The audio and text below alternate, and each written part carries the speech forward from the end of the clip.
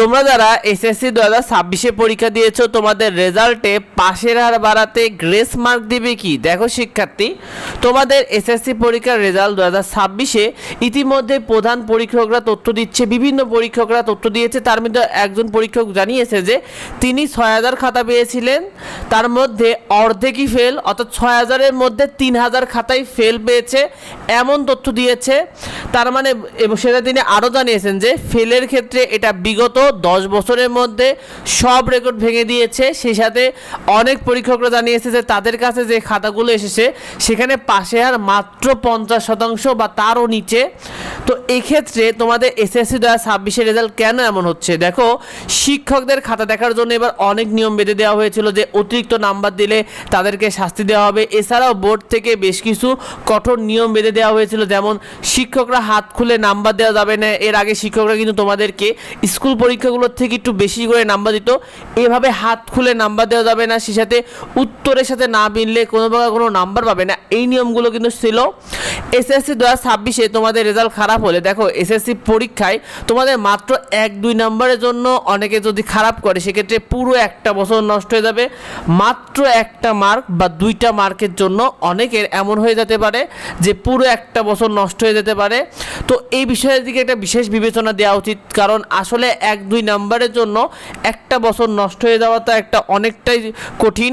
এতে দেখা যাবে যে অর্ধেক শিক্ষার্থী 8-9 লাখ ফেল করলে অনেক শিক্ষার্থী ধরে পড়বে এর মধ্যে, কারণ 18 লাখ তোমরা পরীক্ষা দিয়েছো, তার ভেতরে যদি এভাবে কঠোরভাবে চলতে থাকে সেক্ষেত্রে তোমরা 8-9 লাখ শিক্ষার্থী যদি ফেল করে দেয় সেক্ষেত্রে কিন্তু অনেক শিক্ষার্থী আগামী বছর ঝরে যাবে, যে ক্ষেত্রে কিন্তু এটা একটা অনেক ক্ষতির কারণ হবে। কারণ তোমাদের যে শিক্ষা কার্যক্রম এখানে এটার কোনো পরিবর্তন করা হয়নি, কিন্তু রেজাল্ট নিয়ে কিন্তু অনেক বেশি পরিবর্তন বা অনেক বেশি তোমাদের নিয়ে এক্সপেরিমেন্ট করা হচ্ছে। এই ক্ষেত্রে একটা বিশেষ বিবেচনা তোমাদের দেওয়া দরকার ছিল। তোমরা কি মনে করো যে গ্রেস মার্কটা এখানে কতটা যৌক্তিক ছিল? কমেন্টে এই বিষয়টা আমাদেরকে জানিও, কারণ তোমাদের কমেন্টগুলো বেশি জরুরি। এসএসসি পরীক্ষার রেজাল্টে পূর্বে কী কী সুবিধা পেত? দেখো, পূর্বে কোনো শিক্ষার্থী যদি উল্টোপাল্টাও লিখতো শেষের দিকে সেক্ষেত্রেও শিক্ষকরা কিছু নাম্বার দিত, আবার স্কুল পরীক্ষার থেকে তুলনামূলক কিছুটা বেশি করে নাম্বার দিত, যেটা কিন্তু এবছর ছিল না।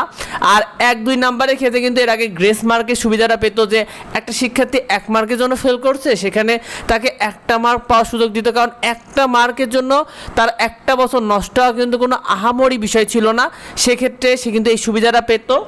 তো তোমাদের এসএসসি পরীক্ষার রেজাল্ট 2026 শিক্ষা বোর্ডের এবার বেশ কিছু বিষয় রয়েছে। এবার তোমাদের রেজাল্টটা যেখানে 60 দিনের মধ্যে হওয়ার কথা ছিল সেখানে 82 দিন নিচ্ছে। এমন না যে রেজাল্ট হয়নি, রেজাল্ট কিন্তু ইতিমধ্যে হয়ে গেছে, যেখানে অন্য বছরগুলোর থেকে প্রায় 22 দিন বেশি সময় নিচ্ছে তোমাদের রেজাল্টে। তো বর্তমানে এখনও যতটা সময় রয়েছে সেখানে শিক্ষা বোর্ডের উচিত 1-2 নম্বরের জন্য যে সকল শিক্ষার্থীরা ফেল করেছে তাদের দিকে একটু বিশেষ বিবেচনা দেওয়া উচিত, কারণ 1-2 নম্বরের জন্য আসলে ফেল করলে একটা শিক্ষার্থীর জীবন থেকে একটা বছর ঝরে যেতে পারে। আর এই রেজাল্টটা একটা শিক্ষার্থীর জন্য খুবই জরুরি। তোমরা কি মনে করো এই বিষয়টা নিয়ে? অবশ্যই কমেন্টে এই বিষয়টা আমাদেরকে জানিও, আর এই বিষয়টা বন্ধুদেরকে শেয়ার করে দাও যাতে অন্যদেরও এই বিষয়টা নজরে আসে, অন্যরাও যেন এই বিষয়টা নিয়ে কথা বলতে পারে। দেখা হয় পরবর্তী ভিডিওতে। ধন্যবাদ সবাইকে।